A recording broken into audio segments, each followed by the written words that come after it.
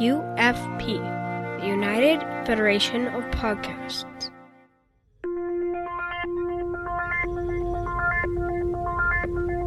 Engage.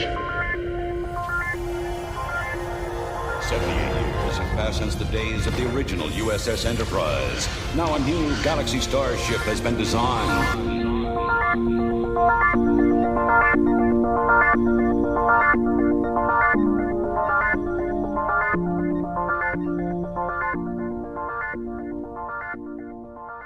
Transporter Chief, beam our listeners aboard. Welcome to Galaxy Class, a Star Trek The Next Generation podcast on the United Federation of Podcast Network. I am Diplomatic Standard Bearer Kevin Scharf, and with me today are Counselor Amy Nelson and Chief Recreational Officer Ria Papagiorgio. Hello! Hello! How are we all this Cold. week? Doing great! Yes, Good it's hear. beautiful weather here, and this is the time when I just love to rub it in. While the rest of the world is freezing cold and getting snowstorms, I'm sitting here, high 60s, just sunshiny. This is why I'm in Las Vegas, people. Well, that and STL. Well, you need to clean out a room for Ulria because it's highs here for the next foreseeable future are, if we're looking at Fahrenheit, highs of like 12, 8, 9, 2, 3. On the Celsius scale, we're looking at highs of minus 12, minus 18, and there's a ton of snow, and I think I'm moving to Vegas. Yeah, for my Celsius, we're 21, so that's quite warm. Kevin, how about you? It is a balmy -4 today. Ooh. No, sorry, -7. That's about where we're going to be for the next week or so. It's going to get a little colder next weekend, the holiday weekend. If there wasn't this global pandemic going on, I might be coming to visit you next weekend, Amy. But I am trapped in Ontario. So, I think things are getting better, and the groundhog said that spring will be early. So let's hope he's right. If he's not, we're grilling him.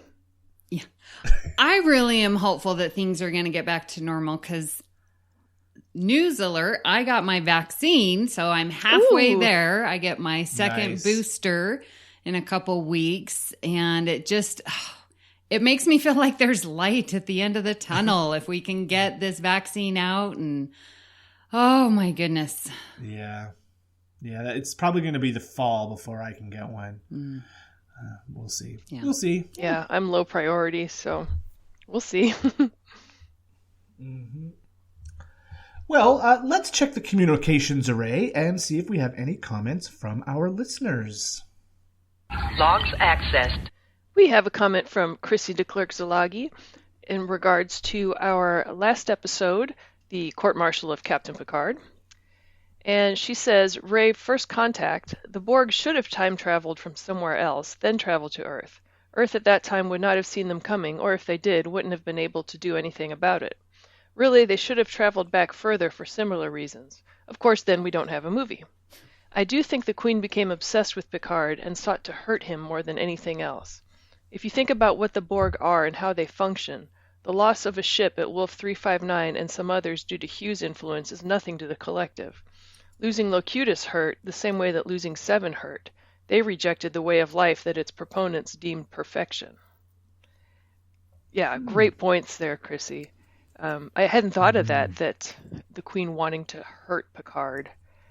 But right. And to connect that with Seven, that those were the two that left and rejected their way of life. Right. And I love, Chrissy, that you point out that Hugh's influence would have really been nothing to the collective, you know? Right. And so then that makes Picard's decision less court-martial. And, that was a great episode. Yeah. I listened to that this morning, actually. And Jason, you did a wonderful, wonderful job. And now I'm worried about my job security. So thanks a lot. Yeah, it was a great episode. I listened to it yesterday morning. So. Yeah. This is the captain. Senior officers will report to my ready room immediately. Well, I think that's all the communications we have this week, so why don't we jump right into our main topic, which this week is our Season 5 quality check, where we take a look at the bottom, lowest ranked episodes of Season 5. Does anyone have any sort of overall thoughts about this season before we get into specifics? Yeah, so Season 5 of TNG is a great season, and we have some just phenomenal episodes in this season. So, yeah. Agreed. Yeah, it's amazing to see the bottom 10. And it's like, there is no way that these are even in a ranking so low. It's just crazy. I mean, the Outcast, some of my favorites, Violations. And I was noticing there are a lot of Troy episodes. Well, in my mind, every episode is Troy, but I mean, where Troy is significant. And so I'm really liking Season 5 for that reason. The other trend I noticed in these bottom ranked episodes is a lot of them deal with kids. Yes. Right? Imaginary Friend, Cost of Living, New Ground, Hero Worship. They all have a kid as the main protagonist. I found that kind of interesting. I don't think Star Trek fans like kids on their starships. It's an influence from Picard. That's all I'm saying. Well, it sure rubbed off on Worf. Yes. Yes. I don't want this kid here, even if he is my biological son. So why don't we jump right in and let's take a look at who's got an episode that they want to talk about first. Oh, do you want to? We should just identify the 10 episodes that we're choosing from. Yeah. Okay. So the listeners Why know. don't we do that first? Yeah. Let's talk about that. So this is based on the IMDB rankings, which is a scale out of 10. The lowest ranked Season 5 episode has a 6.1. That is pretty dang good when you consider the number of people who've been voting. I mean, in go teacher world, that's a passing grade. I mean, you've got your passing. D is for diploma. Yeah, exactly. So I'll just run through the list. Our bottom 10 are with a 6.1, Imaginary Friend, with 6.3, Violations. Also 6.3, Cost of Living. New Ground comes in next with a 6.6. Hero Worship, 6.7. The Masterpiece Society, 6.8. The Outcast, 6.8. Silicon Avatar, 7.2. A Matter of Time, 7.3. And Ethics with a 7.3. So when your bottom goes all the way up to a 7.3, that's a pretty dang good Yes, season. sir. So looking at that list, I would move. Well, one I think needs to be at the very bottom, and it's not. It's like number 2, 7.3, A Matter of Time. I would bump that at the very bottom. Really? Yeah. I like that episode. It's not one that I revisited, so I just have to refresh myself on what A Matter of Time. So I made a list and okay, what are the good things that we're going to talk about? And for Matter of Time, I literally have one thing that's good, and I said Max Headroom. Yeah. That's really the only, and the others I could come up with multiple reasons why. So I'm just throwing that out there that I think that should be the bottom. Okay. I can see that. Just for me. I can see that. Yeah. I don't like the way the word rape is thrown around in the episode Violations. It's disturbing, that episode. Mm-hmm. I'm not saying it's not well done or well made, but just for the disturbingness of it and how there really were violations happening in that episode. Oh, yeah. I would probably put that one at the bottom. I'm happy with Imaginary Friend being at the bottom. Yeah. Yeah. Well, I'm sorry. I took us down a very negative path because we're here to talk about the good things, right? That's right. Sure. Well, let's talk about Imaginary Friend. That is one that I did revisit this morning. I find it quite fun. And I find so there's 2 young actresses in it. One who plays Clara, the young girl with the imaginary friend, and the other who plays the imaginary friend, Isabella. And I thought the girl who played Clara was really fun to watch. Like, she's really the focus of this episode. She's the one who the whole story revolves around. The actress who played Isabella is just creepy. She's like, I hope she was directed to be like that, because I wouldn't have wanted to be her parent if that's how she was all the time, with those dead eyes and the scowling face. Creepy, creepy, creepy. But I do have to give it to those two kids. They really did turn in really good performances for being so young. Absolutely. And the actor who plays Clara Sutter, Noli Thornton, appears in Deep Space Nine Shadow Play, the one with the fake. Well, we talked about it on All Good Things of fake reality, where they go down and it's this generated civilization. Right. Absolutely wonderful. She does a great job. But I wanted to talk about Imaginary Friend as well, because in the very first thing on my list, I'm like, this is an eerily creepy episode. And you've got to love it just for that, because the interaction between Clara and Isabella is fantastic. And you've got her, Isabella, trying to, break the rules and just sort of push the envelope, which every kid does. I'm a teacher. I know this for a fact. And then it's just this idea that it's like, I have an imaginary friend and now she's not imaginary. Like, that's creepy. Yeah. And I just love the whole feel of the episode. I think it's a great episode. And your beloved counselor Troy gets a lot of love in this episode too. Absolutely. With her counseling with Clara and helping her get settled. And there are a lot of kids, I was about to say students, who have to transition, who are moving. It's not like it used to be where born and raised in the same house, right, Kevin? But that you're moving around. And so that transiency really can take a toll. And you definitely can understand the psychology behind it. And yeah, Troy does some great counseling in this episode. And you got to love Imaginary Friend, because there's a 47 reference. Oh. The nebula was FCG 47, and they were going to call it Sutter's Cloud or the LaForge Nebula. Thanks, Jordy. Ooh, I like that. Right. I also thought there was a nice use of Guinan in this episode. I was reading some of the behind the scenes about this episode, and she was a last minute addition. Whoopi Goldberg's schedule opened up and was available, so they just wrote a scene in for her. Apparently that finding images in the cloud scene was originally written for Troy and Crusher. Yeah, I read that too. And I just think that is so great of a production company and writers to be flexible with Whoopi Goldberg's schedule back in the day. It was great to have her, and she enhances every episode that she's in. And it was nice, that interplay between Guinan and helping her at the bar in 10 Forward. And, having Guinan treat her like a regular person and not like a child, I think was really nice for Clara. I think so too. Yeah. I don't have an awful lot to say about this episode, just because, I don't know. I don't really connect with it that much, but, Really? Oh, my gosh. So when I love Isabella, because to me, it's like a little devil sitting on your shoulder, and she's whispering in your ear, let's go run through the corridors. Let's go, go where places where we're not supposed to go.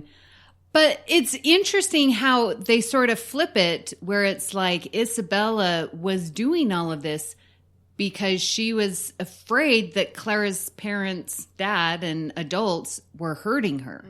Yeah. And so it doesn't even end up being malevolent. It's trying to do what's best, but having this child perspective of Isabella trying to come in, and with that power, I think that juxtaposition between the youth and having so much power really comes into play here. Well, that's a great, what's the word I'm trying to think of, issue that it brings up about, having the power, if you have that much power, to have the maturity and the wisdom to use it, kind of like the Pakleds with their technology, or I'm thinking of Charlie X, who had Charlie Q-like X. power, but a child's maturity level. Well, that's cool. Thank you. Yeah. So I think we found some good things to say about Imaginary Friend. Absolutely. Maria, what episode would you like to save from the bottom Well, of the I hope I'm not stealing one from anyone, but I want to go with Cost of Living. Okay. Yeah, you guys are like, are you reading my notes again? That's Joe's job. It is. So this is one that, okay, I totally get why people wouldn't like it, because there's like some of the holodeck stuff is just a little crazy, and the higher the farther, I believe was the higher the fewer. Yes, and there are some things about it that can rub people the wrong way, and of course a lot of people just don't like Alexander, including Worf. But there is so much. I rewatched this one actually last night, and there's so much to love about it. And I think the biggest thing that I just love is that relationship between Lwaxana and Alexander. And it's mutually beneficial. It's not just Lwaxana taking pity on this poor unloved little, half Klingon boy, but she gets so much out of that relationship. And Alexander gets that mother figure that he's mourning. And there's even a moment of honesty there where he talks about his mother's death. So I just love that. Of course, there's a big cheesy Riker grin in there early on, which I'm always a fan of. Love Majel talking to Majel when she's talking to the computer. When they're entering the holodeck, and then she knocks talking on to herself, and then she says, "Oh, thank you, dear," to herself. I love that. There's actually a lot I could go kind of on and on about in this episode. I think another reason people don't like it is the mud bath and the nudity thing. But I appreciate that, nudity is natural. When Lwaxana's walking down the aisle, for her wedding, bucket naked, and everyone's looking at her, and some are gawking, but Alexander looks at her and smiles. He's not looking at her as a sex object. And when they're all naked in the mud bath, they're not sex objects. They're naked in a mud bath. Who wants to wear clothes in a mud bath? Not me. So anyway, there's a lot I like about this episode.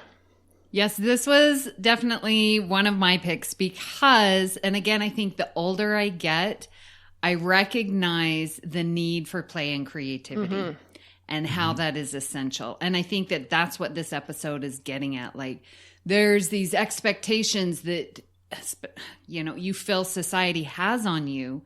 And is that really what's going to bring you joy? And I love when Lwaxana is talking to Alexander at the end, and she says, "Isn't it so wonderful how things turned out, Alexander? I wanted to teach you how to grasp the joys of living, and then you turned around and taught me not to let go of them. How very mutual." Yes. And it's just, and you're right, the chemistry and the brilliance between Alexander and Lwaxana. I mean, he gets vulnerable talking about Kalar. She gets vulnerable saying, why is she getting married? Because she's alone. She says, "I'm alone, Alex." And it just like hits you like a ton of bricks. And there's that vulnerability where I think this is where Lwaxana really starts coming out. And I know there's the mud bath, but that's hilarious. Yes. Come on. It's how many memes and Worf sitting in a mud bath. We have to have this episode just for that. Worf being a stick in the mud. Literally. Yeah. And I think that this episode really highlights and begs the question, what do you do to bring joy in your life? There was another quote, I think she said, I didn't write it down, but like finding the joy of enjoyment or something like that. I mean, just recognizing what is it that brings you joy in life. And I think this episode highlights that. And I love the phrase, the higher, the fewer.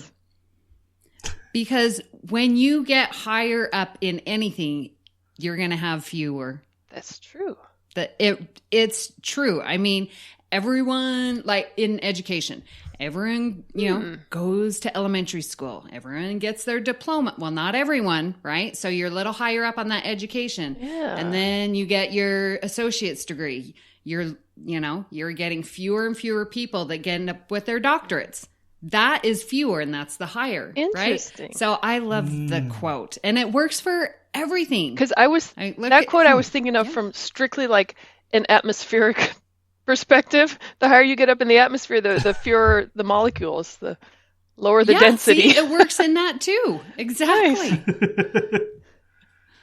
Fun. Yeah, so I love Cost of Living, and I know it's campy, but I love and appreciate the creativity and play that it insists. And like Lwaxana, she's known to be having fun, but even she loses sight of it. And so we all need reminders to keep it in our life. And the reason she loses sight of it, like she's lonely, and the things that you do to kind of satisfy what's missing in your life, whether it's loneliness or something else, and to marry some man she'd never met, and to like, do you sell yourself out to this obligation, or you go back to the joy and live with the lonely? Yeah. It's also nice that, so many episodes of Next Generation, because of the nature of the set, are beige, And this episode, if it's anything, it's colorful. The spirit head and the wind dancers and the jugglers, and it's just joyful. And even Lwaxana comments on Troy's like, can't you wear anything besides this drab uniform? My dear, don't they ever let you change those colorless outfits? Yeah, Lwaxana's bringing that color and creativity. You are right, Kevin. Yeah. And then there's so much. We talked about the relationship between Lwaxana and Alexander, but you've also got between Mr. Wolf and Alexander, and Worf and Troy and Lwaxana, and there's just so many. It's so rich with that. It's about parents and children. Yeah. It's about not giving up on joy. It's about a lot of things. Yeah. Oh my! This is an amazing episode. I know. Like I said, as I was rewatching it last night, I enjoyed it so much. I was a little surprised. Yeah, another good Troy episode. Counseling, helping Worf and Alexander. See, this is where their relationship starts with Alexander this season. Yeah. And so the title, Cost of Living, what are your thoughts on that? Because I had some thoughts. I think it really hits with Lwaxana's story, where what decisions are you going to sacrifice or give up something because you think that you want something else? Right. Like, what is the cost you're willing to pay to have a life? And what is that life? Is this a life that you really want, or is this the life that others are imposing on you? And so I think it's very fitting. Yeah. Because there is a cost, right? You have to make decisions, and things are going to get left by the wayside. Are you okay with that? She was going to pay a very high price to take care of her loneliness, and would probably still be lonely. And I think it applies to Alexander too, and then to Worf. So what kind of... Oh, absolutely. Yeah.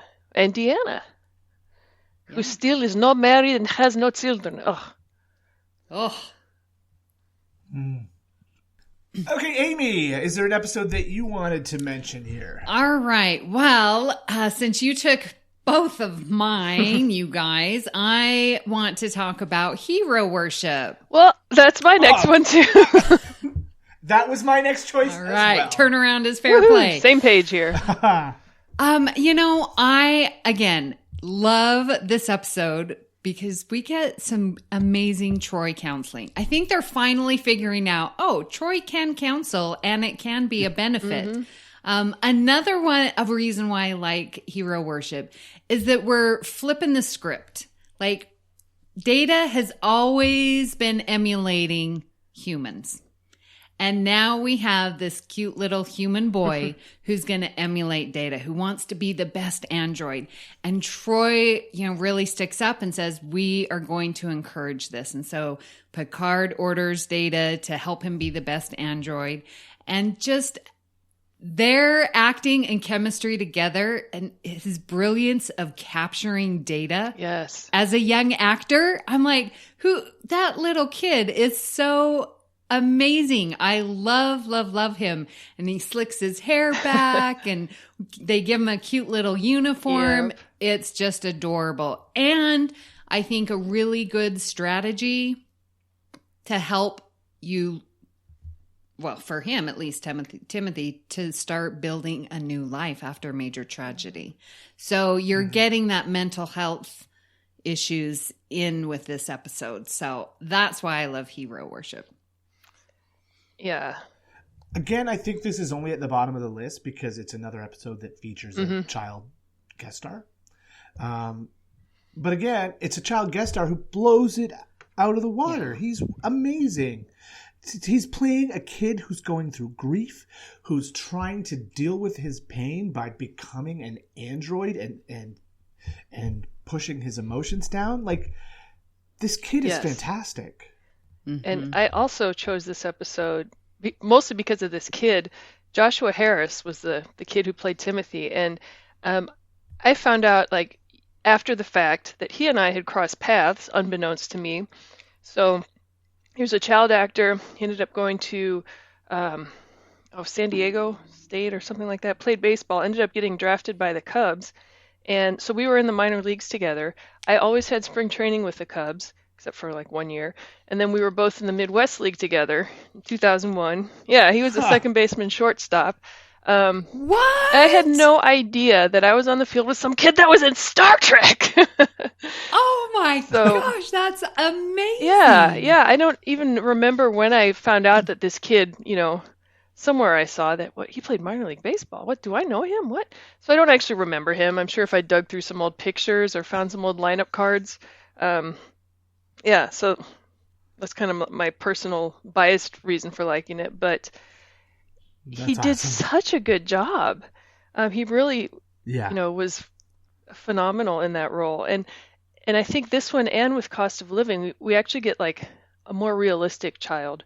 In Cost of Living, of course, Alexander is going to butt heads with Worf, his dad. I thought that was pretty realistic. And then, this kid Timothy was, I think that's exactly what a kid would do. He thought it was his fault, and then he wants to hide, take away all his emotions to get rid of the pain. And the school seemed totally lame.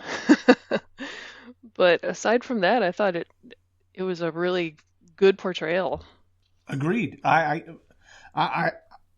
find very little fault in hero worship. I think it's a really excellent episode. And keeping, I guess, keeping with TNG tradition, at the end, Timothy asked Data, "Can we still do things together?" And Data agrees. Just like Worf and Jeremy Astor. Yeah, that's the only fault I can think of for this episode, is that I get Timothy and Jeremy Astor confused. Yeah, another kid who shows up once and we never see him. Yeah, but both made impacts in their one episode. Yeah, no, agreed. I think Hero Worship is a really great episode, and I'm surprised it's so low on the list. Yeah. But it's got a 6.7, so that's a pretty good average. Yeah. It's you really can't find too much fault with any of these episodes. So yeah, true. And in the end, Timothy ends up saving the Enterprise. He does, which is super cool. Well, let's move on. I'm going to talk about Violations. So Violations is dark. It involves mind rape. It involves really serious violations of personal integrity and personal trauma. And it's hard to watch at times, but it's really well made. The camera angles and the shots when the implanted memories are being shown, when it could be difficult in some situations, in some episodes like this, to know that what you're watching isn't real. But it's very clear from the way that the director shot this, that when we see Riker coming for Troy or Jack Crusher on the gurney, that what we're seeing are memories or dreams or an alternate reality. I do have to give the episode credit on a technical level for making that very clear quite easily, that what you're seeing is not actually happening to that person at that moment. The creepiness of the villain, who comes off as this sort of smiling good guy, and the way he throws his own father under the bus, like, that's an evil man. An evil man. You don't get a lot of sort of like serial killer stories on Star Trek, but you could almost classify this as that, right? Like, he was sick. The man was sick, and was doing it for no other reason than for his own amusement. And it's just, so some really good character work, some really good camera work. I hate that Troy gets violated again, because she seems to be the one who gets. But I mean, we do get there's a scene with Crusher as well. And is it just the women that get violated? I can't remember. I just watched this morning. I thought there was a scene with somebody else. Yeah, I thought there was a male that got violated too. I'm trying to think. When they did the investigations that it happened on other planets, but I don't think Riker did too. I believe. See, I didn't rewatch this because it's so uncomfortable for me to watch, which I think just is a testament to. So it's a fine line that I think this episode really dances around, because that you're introduced as these historians, right? These telepathic historians who are, bringing your images and making them more vibrant so that you can remember. And I love the scene with Keiko, and dipping the brush and the painting, and we get her backstory and her family relationship, and I love that scene because it makes me remember my time with my great grandmother, and I was a wee little lad. There you go, Joe. I had to have been 4.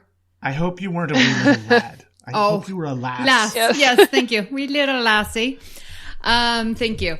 And just holding my great grandmother's hand and feeling the wrinkles and how frail, and like, I would be interested to have that memory expounded on and like enhanced, and so it walks that line of, okay, this is something that we could use as a tool, but then also could be used as a weapon.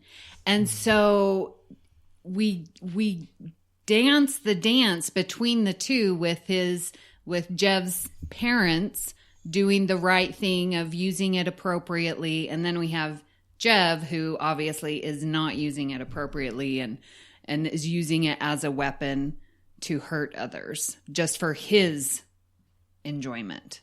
But yeah. And yes, it was Riker. Now that I think of it, it was Riker. There was the memory that was put in about the crewman who he couldn't save behind the door, and the other engineer blaming Riker for killing her. Right. Yeah. But still, that seems more like that doesn't seem as evil as what he did to Deanna.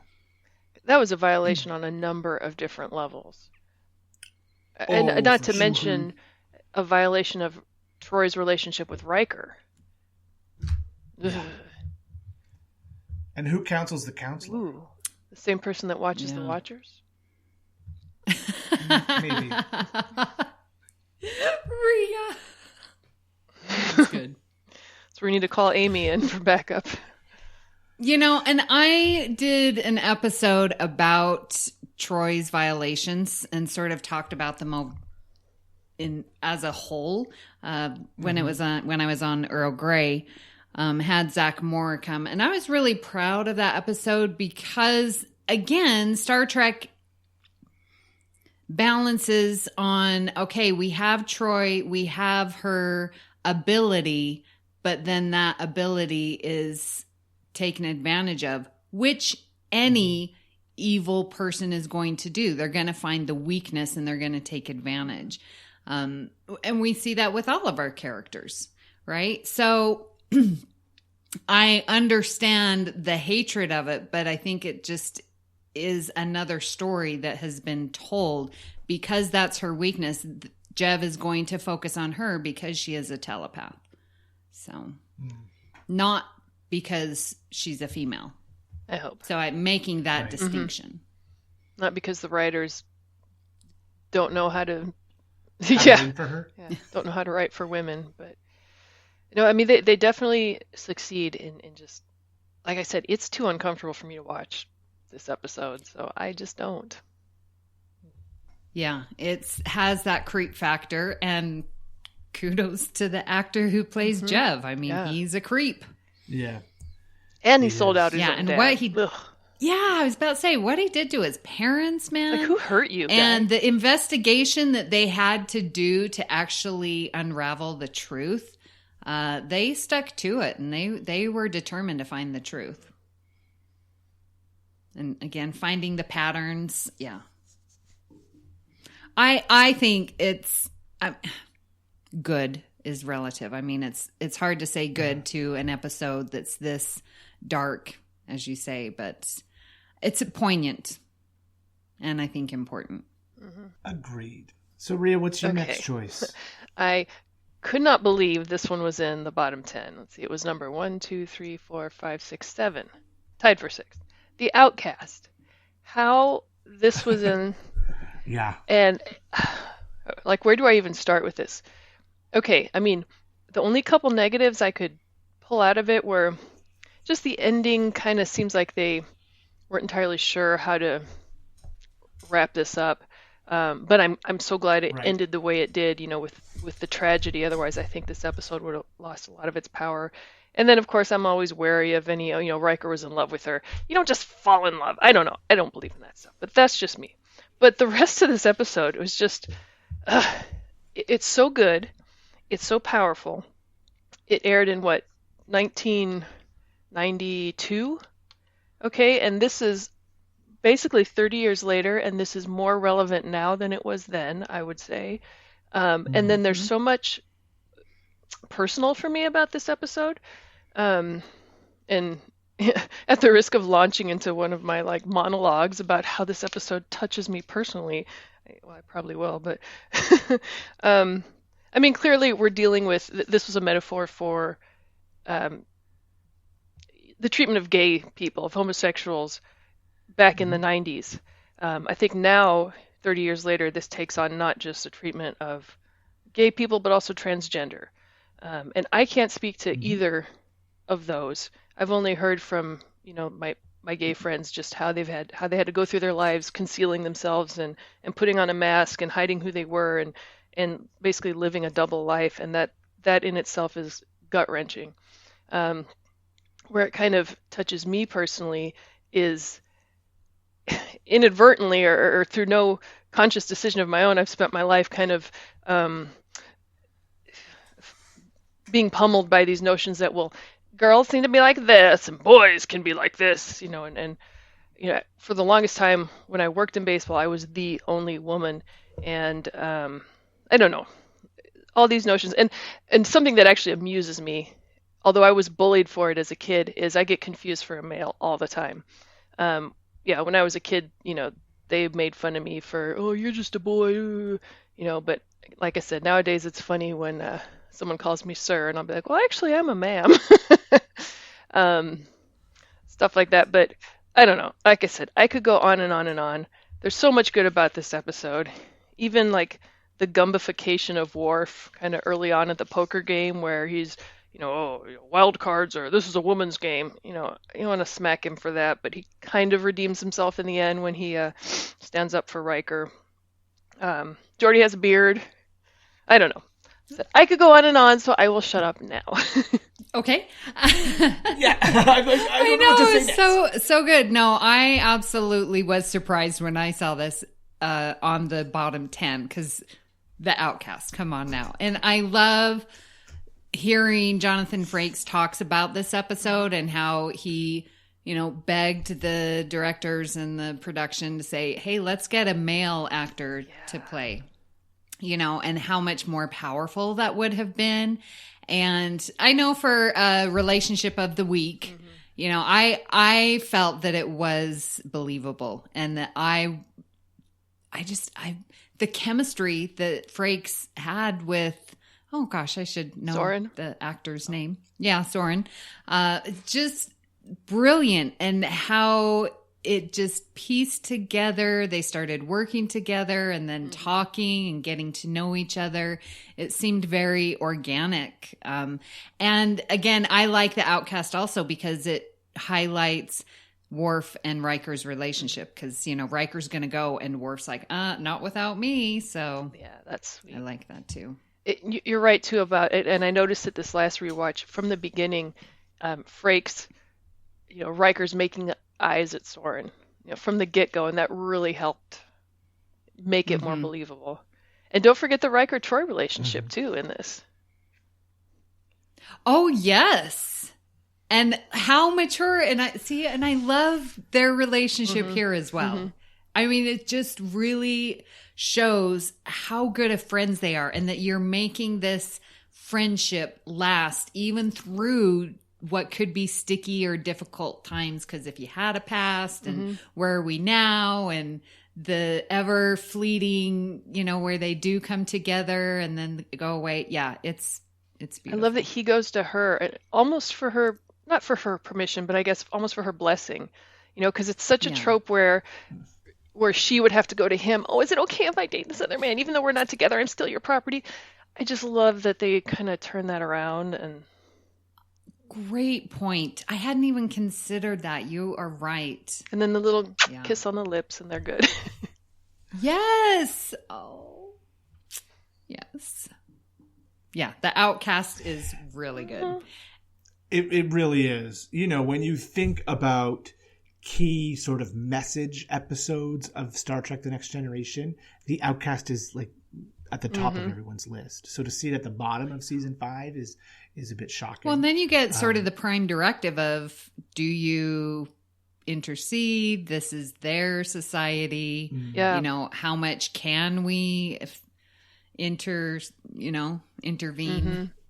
Disrupt. I mean, it's got a lot of angles to go at it for discussion. Oh, there's so many. I mean, we could do like a 5-part series deep dive just on this episode.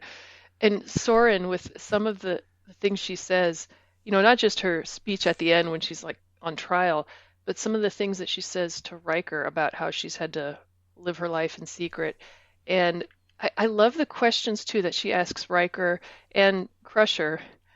Commander, tell me about your sexual organs. That's hilarious. But yes, it is. The questions in general about what are the differences between men and women, and the way that Riker and Crusher both kind of struggle a little bit to answer. Again, that's something that's personal for me, because being told my whole life that, girls can't be good at math and can't be athletic, and girls need to be demure and, nice and deferred. I know things are changing now, thank God, but there's still this expectation, I think, because I often wonder if I were growing up today in 2021, if I were 8 years old and with, my short hair, because it's too fine, it doesn't grow, playing outside, good at math, playing with Legos, would I be told that I was actually a boy? Like, would the society that we live in now be pressuring me that I needed to be a boy because I liked these things that someone somewhere decided were boy things? That's scary to me, because my argument would be that, now as an adult, I can say, you don't have to be a boy to be athletic. You don't have to be a boy to be good at math, or to be confident and dominant instead of submissive and insecure. And on the flip side, you don't have to be a girl to wear long hair and lipstick and a skirt. I think we have proven beyond the shadow of a doubt that men look good in skants. Do they ever? So that's where I think this episode is even more relevant now than it was 30 years ago. But anyway, like I said, 5-part series. Yeah. And I believe Geordi has a beard in this episode, which looks pretty good. Yes, it does. Very manly. It does.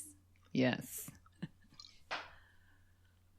Any more thoughts on the Outcast?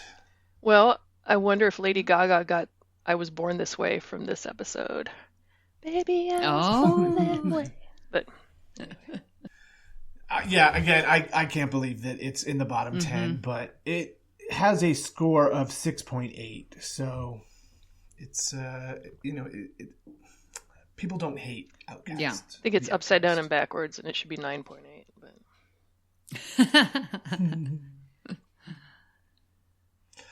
All right, that was Rhea's choice, right? So, Amy, what did you do? Do you have another one? Okay, Or have we so used up all your I'm picks? torn between the Masterpiece Society and ethics.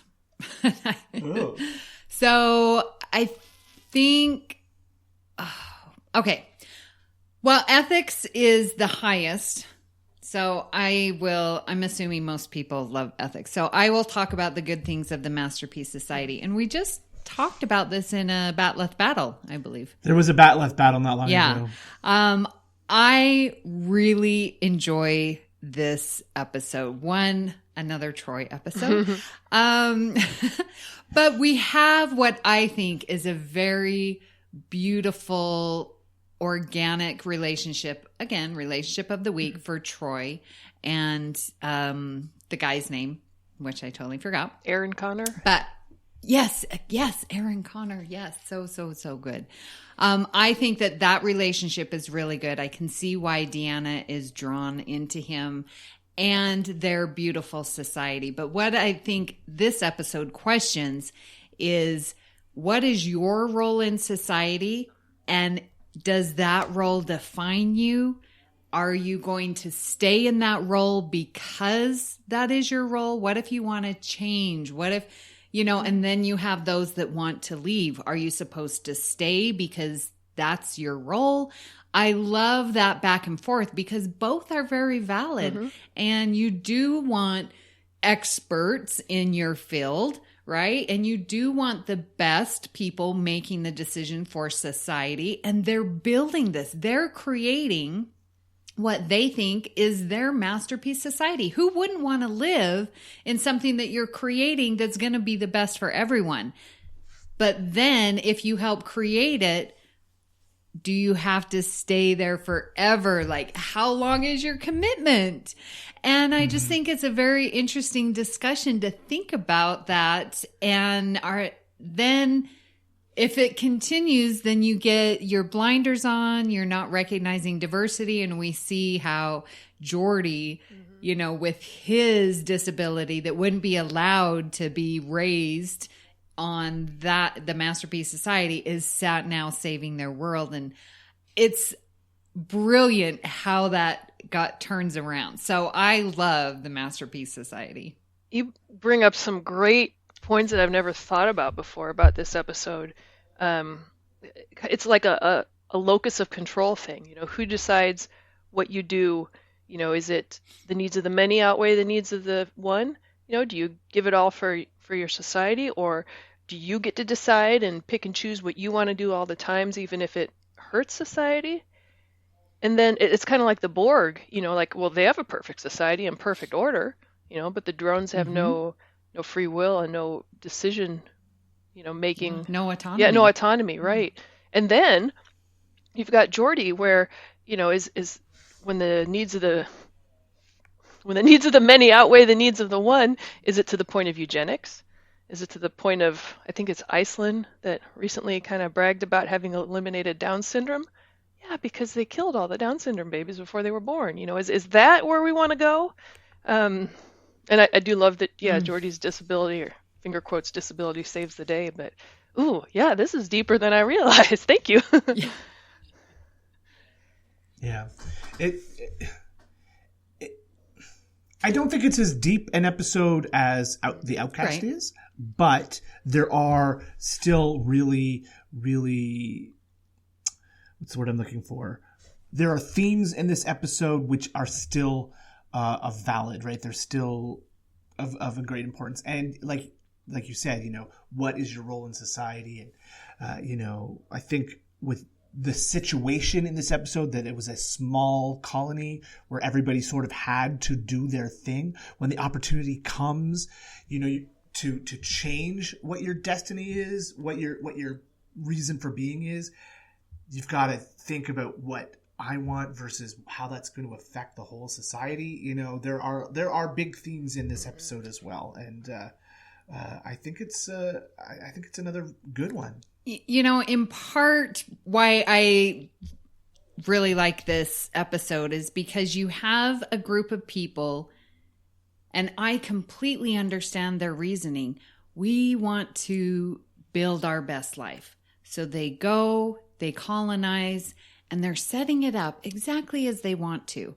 And that's very personal to me because my history of being Mormon and having the Mormons travel, they had this like mind and they settled Salt Lake City, Utah, and they were outside of the U.S. at the time.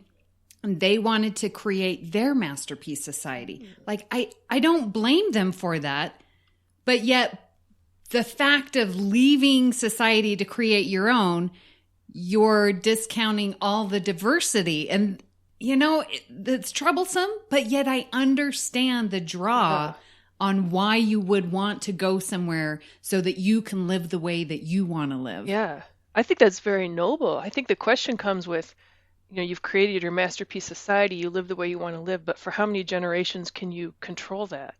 Yeah, you can't. Because at some point they're going to want to go live their masterpiece society just like you did, but it's not the same vision. Exactly. It's like the it brings up a lot. Yeah. Oh, a lot of issues for me. Is it the Amish Rumspringer? Yeah, that's beautiful. You know, you're there. You're part of that society because, you know, as an adult, you want to be. You've chosen it. You've tried something else, and you're not forced into it. Yeah, kind of the best of both worlds there. Pun intended. I see what you did there. Final thoughts about season 5 and what's at the bottom. What do we think, Amy? Well, okay. Let's just analyze this. Imaginary Friend, Troy episode. Violations, Troy episode. Cost of Living, Troy episode. New Ground, Troy episode, because Troy's counseling.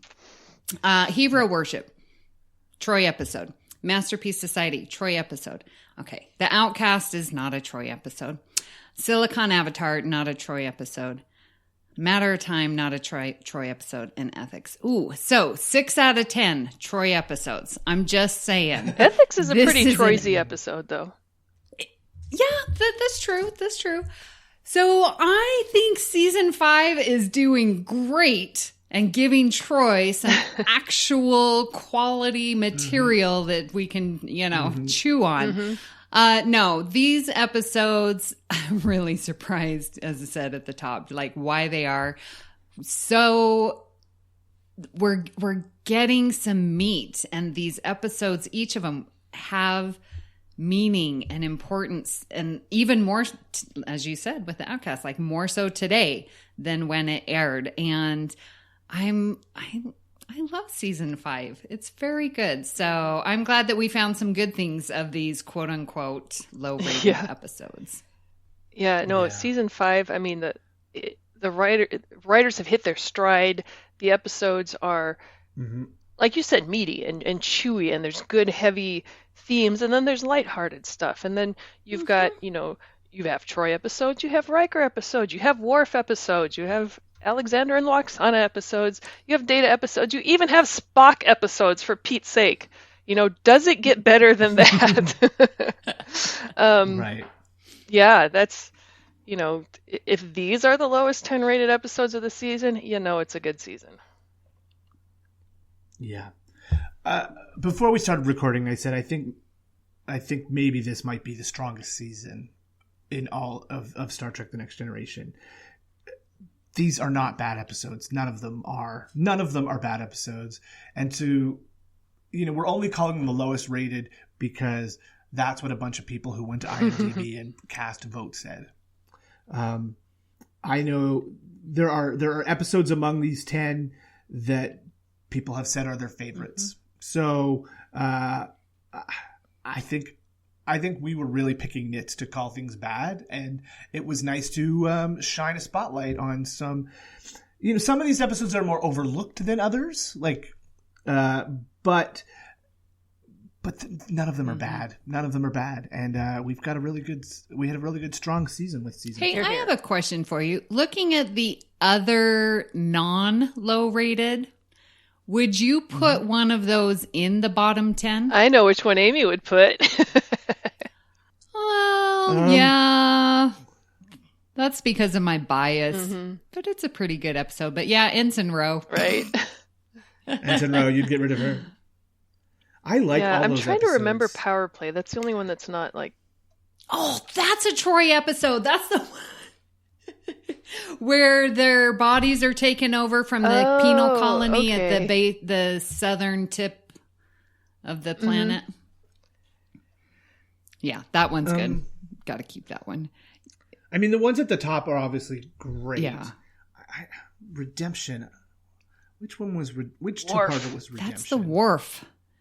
Where he gets Oh, put yeah. back and Yes. I like that. I like that too. And then Unification, come on now. Yeah. Time Yeah. Zero. I love Disaster. Yeah, I don't know if I could put... I don't love the Klingon episodes. Oh, yeah, so that's your bias. I don't love the game, but I don't dislike it. Conundrum is a gimmick episode. But it's so fun. It's Yeah. fun, but I don't know if I would rank it higher No, than The I Outcast. wouldn't. Well, that's true. Yeah. Yeah, I mean, there are a handful of episodes that I see as just kind of, middle of the road, not phenomenal, but definitely not bad. Yeah. Yeah. Very good. So that's all. I guess that's about. It's a very, very strong season. it of is. Darmok. Darmok, the Inner Light. And Hello. you're like cause and effect. Yeah. Iborg. Right, yeah. Unification. Yeah.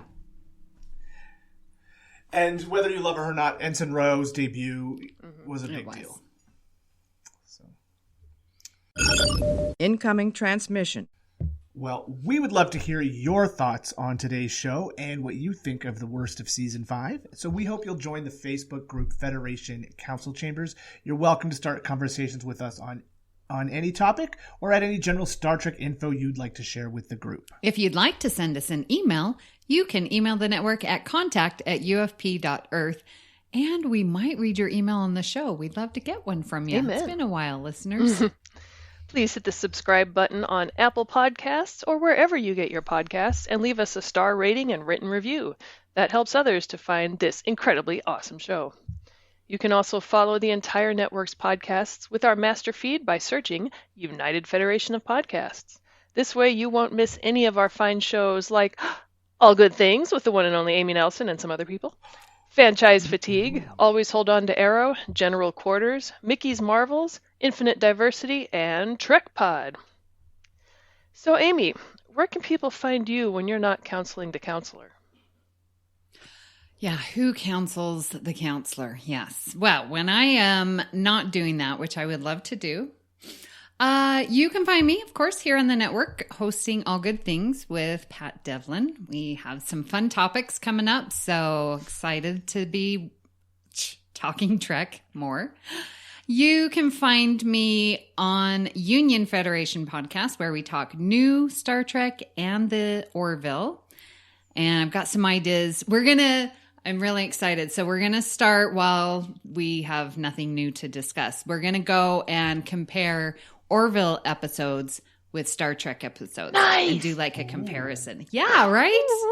So I'm starting a list of like, okay, which Orville matches up with a good, Star Trek. I'm going to have to So, rewatch the Orville just for that reason.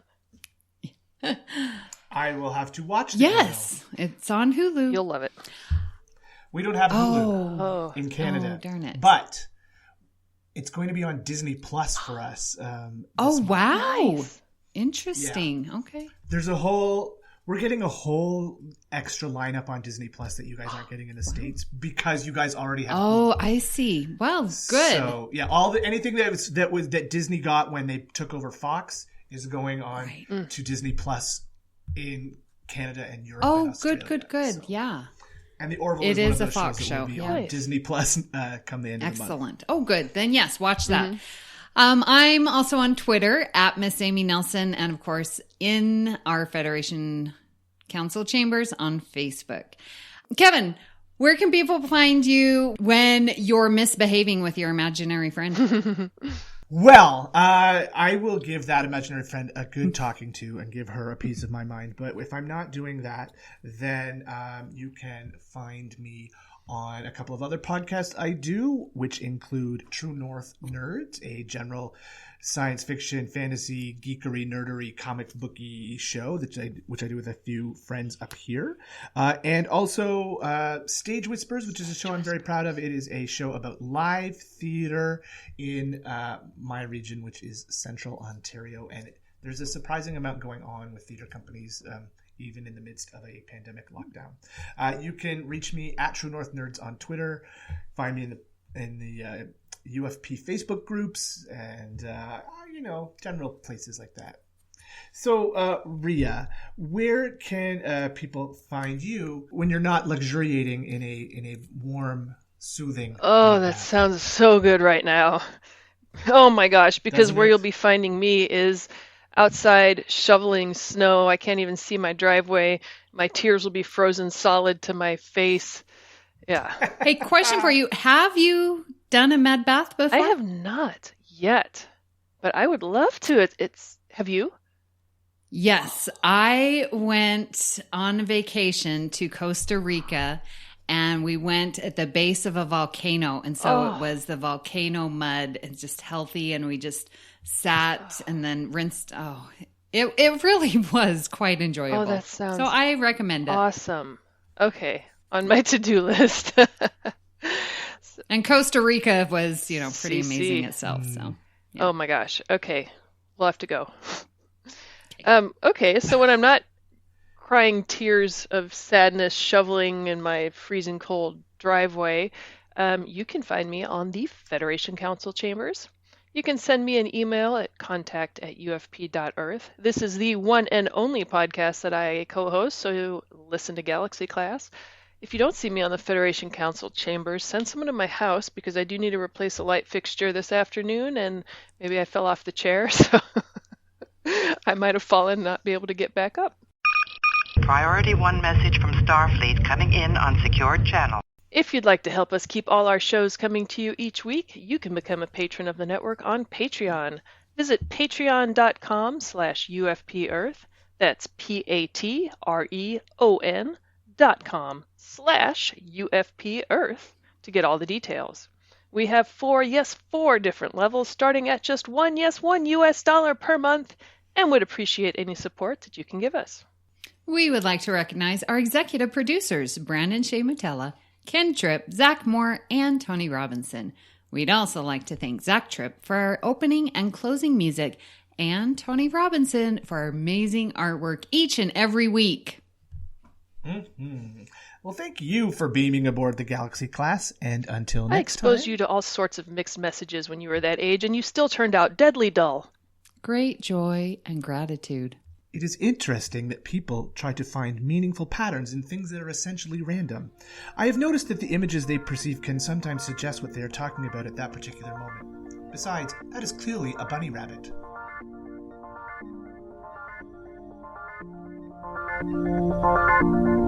Engage.